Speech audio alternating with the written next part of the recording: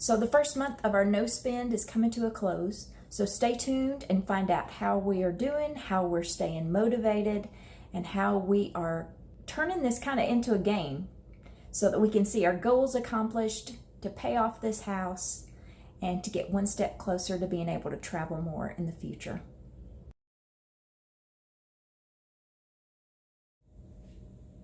Hey guys, it's Christy from Turner Max Adventures. This is the first month of our no spend year, and I wanted to kind of let you know what's going on. It's not been as difficult as I thought it was going to be.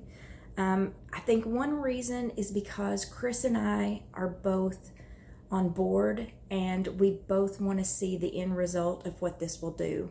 So we have kind of turned it into a game as to, not spending. We're hanging on to every penny. Another reason that I think this has been easier for us is because our kids have their own money. They don't need our money. So if they need something, they buy their own things, and they still live at home. They still eat meals at home. When I cook here something that they like, they'll eat with us. But other than that, if they don't want it, then they go out and get their own thing. So it's been so much easier than I thought it was going to be.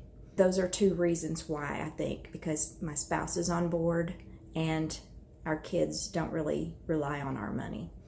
So one thing that has helped me stay motivated is I've been watching a lot of YouTube videos on decluttering the house. They will help you get in the mindset of clearing out, simplifying your life so that you can make room for what you really want.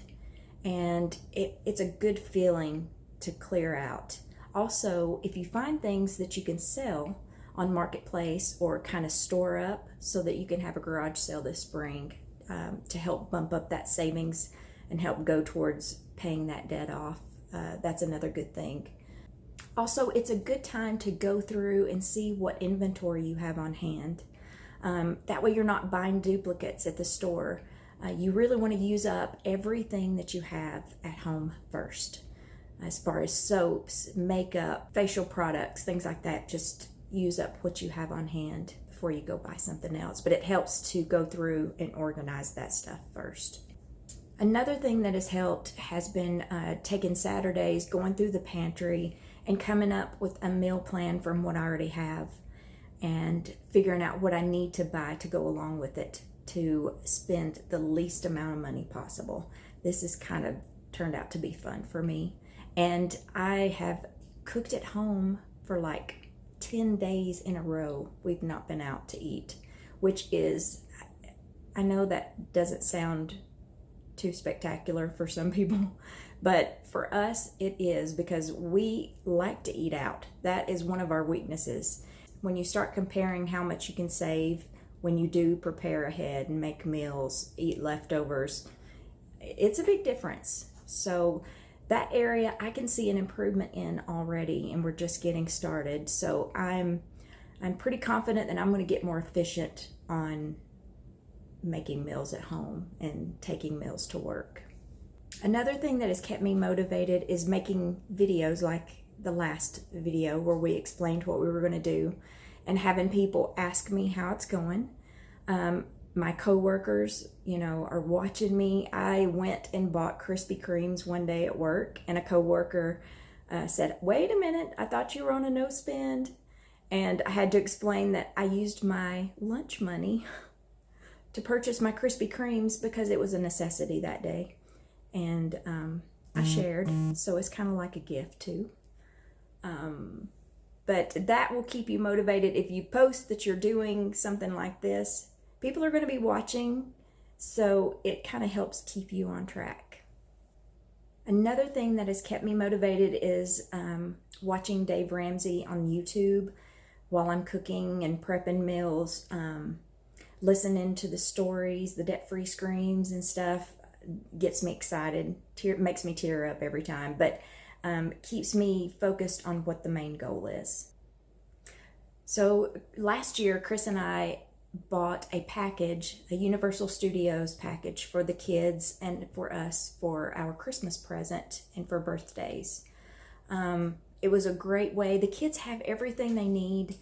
They didn't need anything or didn't ask for anything. So finally I said, what if we do something fun together as a family and make some memories? And they were all on board for that. So last year we purchased a Universal Studios package for the 1st of January, well, the second week of January. And after we started this no spend and realizing that we were getting ready to go to Universal Studios, I kind of freaked out a little bit because I thought, how are we going to not spend at Universal Studios? But we ended up only spending $76.12. That was not budgeted. That was for lanyards that kept our tickets, for sunscreen, and Chris was really tired one day and bought a beer at the end of the day. It was a $9 beer, but I think he thought it was worth it that day. But as far as food, we spent a total of around $711 while we were gone. The majority of that was on food. Food is expensive there. We did our best. We did a lot of Universal meal plans during the days. Those were a good buy. We usually saved about $12. If you're going to Universal Studios, check out YouTube videos on meal plans for Universal or Disney. They have them too. It will save you a lot of money if you know how to use them wisely. So I have a separate menu shopping plan. I have a list. I may do a more detailed video on this part, but I have a list of the main things that we like to eat in a spreadsheet. That way, from week to week, I can kind of circle what I think we're going to have. Go up in the top, and it has like proteins, dairy, refrigerator, frozen produce. I can put the items that I need to get at the store under those categories and take this shopping with me. But in this meal planner here, I end up putting what we have that night, what we end up, like which meal we end up eating, because I can come up with the meals and we will decide day by day which one works for that day. And that's worked really good. So for me, the most important thing that we have done so far that has really helped me is keeping a meal journal and a spending journal. If you had to write down everything you spent in a day, every day, to hold you accountable, this would hold you accountable. So anything that is not authorized on the spending plan goes in here. It's been really, really helpful. So this planner that I have is a $2 planner at the Dollar General store. It has each day and things that you can write in. This I can keep up with if we didn't spend. This is when we went to Universal and bought the lanyards. It also has a calendar in front of each month like this. And this is where I write down what we end up eating that day for dinner. That way I can keep track. It also, if I get stuck in a rut, I can look back and see what things we had and go, oh yeah, that was really good. This is how we're going to figure out at the end of the year how much we spent, the unauthorized spending, how much we saved. Over in the side of the meals, I am writing down how much I spend at the grocery store every trip that I go, so that I can add up and see how much I spend at the end of the year. It's going to be really fun. I'm kind of geeking out over it. It's kind of weird. So I also wanted to touch base on our spending cards. So I told you that Chris and I don't do the cash envelope system. That did not work for us. So we have 4 different checking accounts, the no pay checking accounts that we have for different sections of our money. So we have our main bill paying account.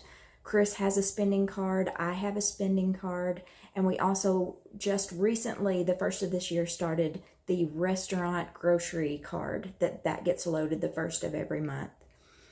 So that card came in. It's super cute because it has a burger on it. And Chris's has bacon on it. to keep them separated from our other cards.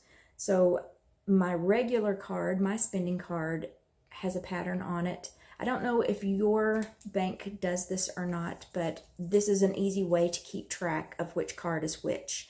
That main bill paying account gets kept at home. We don't take that with us, so that we have to use what money's on here. Keeps you focused and accountable. So if you have any questions for me, just let me know, and I hope you guys jump on. If you want to join us, start it in February. February's coming up. Jump on board. Let me know that you're doing it. We can keep each other motivated, see us both succeed in our goals. So thank you for watching, and we will catch you on the road.